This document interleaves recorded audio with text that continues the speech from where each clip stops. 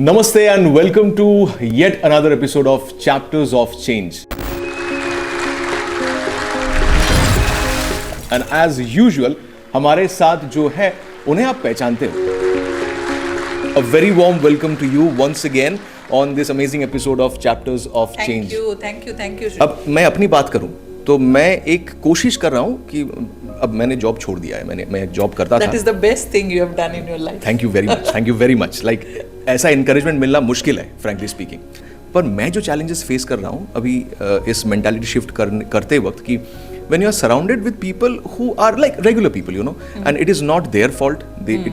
Such was their life. बिल्कुल. उन्होंने यही सीखा है अपनी जिंदगी से कि ऐसे ही जिंदगी का गुजारा करना है आपको. पर जब आप नया कुछ एक्सप्लोर करने वाले हो तो ये मेंटल शिफ्ट आप कैसे करते हो? What is the way? बहुत अच्छा एक वर्ड यूज किया तुमने. एक्चुअली उसी में ये माइंड मेंटलिटी शिफ्ट का ना रिप्लाई है कि हमने हर चीज प्लान इस तरीके से किया है कि हमारा लाइफ का गुजारा हो जाए. जी. द प्रॉब्लम देयर इज कि your good life has become the enemy of the best life you can lead. क्यों गुजारा करना है? एक ही लाइफ मिला है. Live life king size. Survive क्यों करना है? You need to live your life, right? And when I tell you ना कि live your life king size का मतलब ये नहीं होता है कि बहुत पैसा, बहुत luxury. It is not about having all the luxuries in life. King size life क्या होता है मालूम है? जहाँ पे किंग का type of mentality you have. किसी ने आपसे मांगा ना, आप देने के हालत में होना चाहिए. That is where you think that you are living a king size life.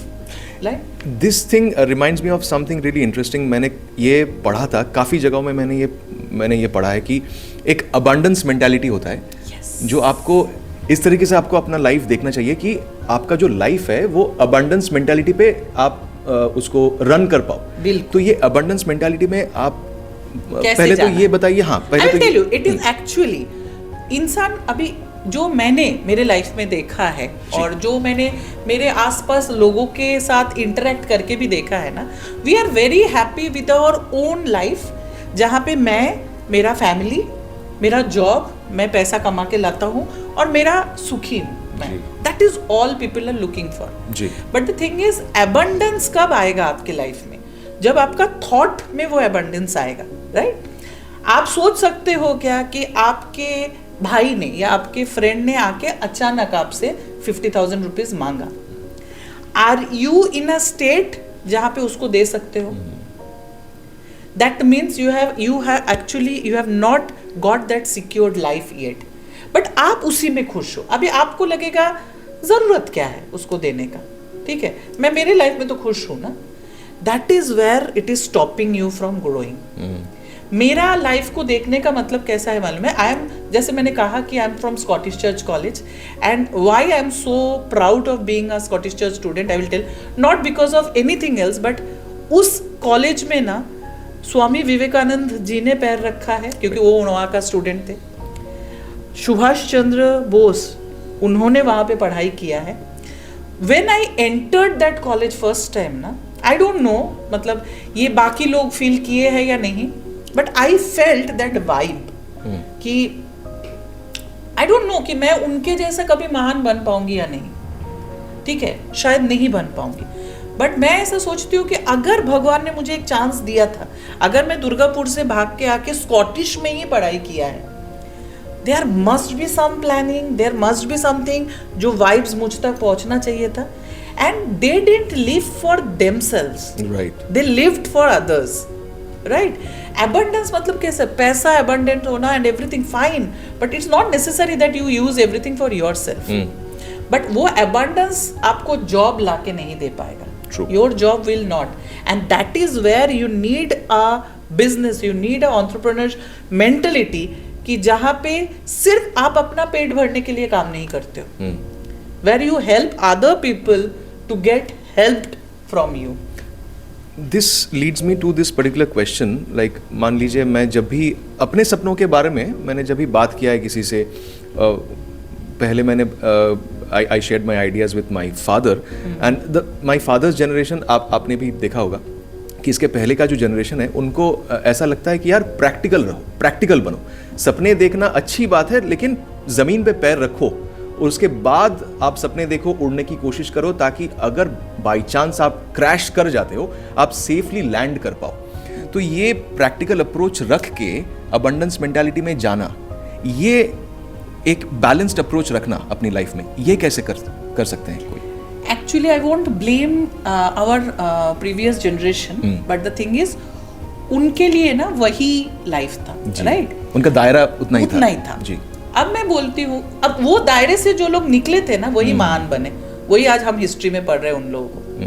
वही टाइम पे आप सोचो कि मैं बचपन में कैसे सोचती थी कि मम्मी को पूछती थी, मम्मी 1947 में आप कहाँ थे जी, आपका एज क्या था, आपने क्या क्या देखा था, आपने क्यों नहीं ये किया था?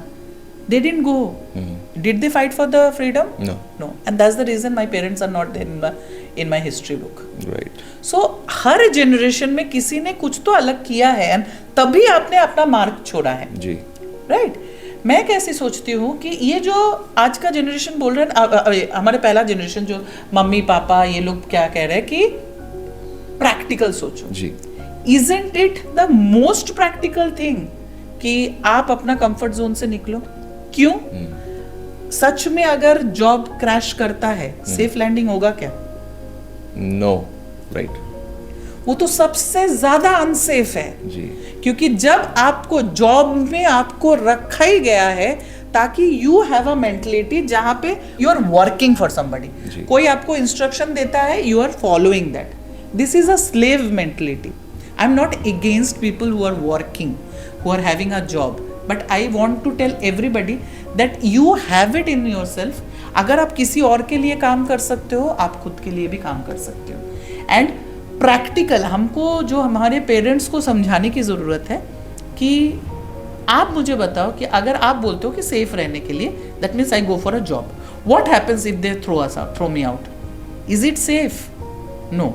बट एट योर एज, आपके एज में what I feel, this is the prime time where you can explore कि भाई मैं कोई भी रिस्क उठा सकता हूँ, मैं कुछ भी कर सकता हूँ क्योंकि अभी मेरा उम्र है रिस्क लेने का। Srijan, I have taken a risk at the age of 40।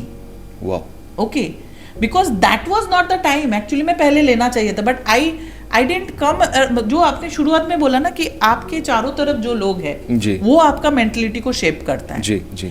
When I entered in Mumbai ना, that was in the year 2006. I felt, मतलब I don't know why I felt, but I felt कि मैंने तो कोशिश नहीं किया मुंबई जाने का, मैंने कभी सोचा भी नहीं कि मुंबई जाना है। So why am I getting shifted there? So the first thing came in my mind, very simple way. Okay, maybe माँ Mumba Devi wants me to be there.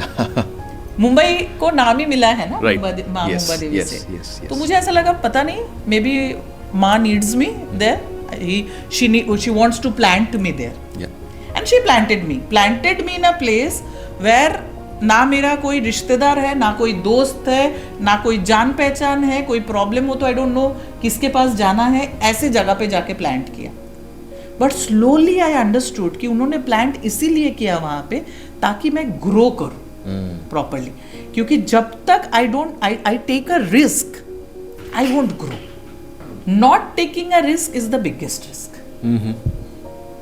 Last में ना, end of my journey life का जो ये होगा, तब मुझे ये पश्चाताप नहीं होना चाहिए, आई शुड हैव ट्राइड। मुझे क्या लगता है कि it is very easy to balance everything. आप काम कर रहे हो, आप जॉब कर रहे हो, आप जो भी कर रहे हो, आपका छोटा मोटा कोई बिजनेस है, आप जॉब कर रहे हो, या फिर you are in a profession, you are a doctor, you are a engineer, you are a lawyer, you are practising something simultaneously na, God has given you 24 hours, right? And it has been given to you for a purpose. It is not given for you to scroll the reels. It is not given to you to do time pass. When I tell time pass, I don't mean that you don't go for vacations, you don't listen to music. I mean time pass like with due respect to all the media team, stop watching those daily soaps, okay? Because that is planting things which you don't want in your life actually. So these are some things which you need to just cut off from your life. Ki I can use this time for good things and 24 घंटे में हमारे पास बहुत time है कि हम वो सारा चीज़ करें लाइफ में जो हमको करना चाहिए, जो हमको करने का कभी मन हुआ था. What will happen if you try something? What will happen? What is the most bad thing what can happen? Worst thing happen to you? कि you fail. आपसे नहीं हो पाया. लाइफ में तो कितना चीज हुआ है जो हमने किया और हुआ नहीं है जी. तो लाइफ खत्म हो गया क्या हमारा? बट एटलीस्ट यू नो ना दैट यू हैव ट्राइड कि ठीक है चलो मैंने वो ट्राई किया बट वो मेरा फील्ड नहीं है. I realized that is the reason Srijan I always tell my friends जिनके छोटे बच्चे हैं कि उनको जो भी चीज़ में जाना है ना हर एक जगह पे भेजो. कराटे के लिए जाना है, उनको जूडो के लिए जाना है, उसको स्केटिंग करना है, उसको फ्लूट सीखना है, उसको तबला सीखना है, सीखने दो. उसी में से उसको पता चलेगा कि उसका कॉलिंग क्या है. But until and unless you put that person there how will that child explore, right? So आपके आजू बाजू के जो लोग हैं और जो आपको ये बोल रहे हैं ना कि this is practical, don't confront them because उनका माइंडसेट आप चेंज नहीं कर सकते. So what we need to do there I always मतलब it's a advice for all the youngsters and everybody actually it's an advice because I will tell that confrontation or arguments will not lead to anything. वो दोनों चीज से argument से confrontation से कुछ भी नहीं मिलता है लाइफ में. Waste of energy. आपका एनर्जी वहां पे ही जाना चाहिए जिस चीज पे आपका फोकस है. Like when I am speaking to you और when you try to take a photograph, what do you focus on? आप किस चीज के ऊपर फोकस करते हो? अगर मुझे तुम्हारा फोटो लेना है मैं I will focus on you ना. मैं आजू बाजू क्या है नहीं. हम तो आजकल स्मार्टफोन में क्या करते हैं, क्लिक करते हैं, उसी को ये करते हैं, पीछे का जो है उसको ब्लर कर देते हैं. Why? Because I want to capture you.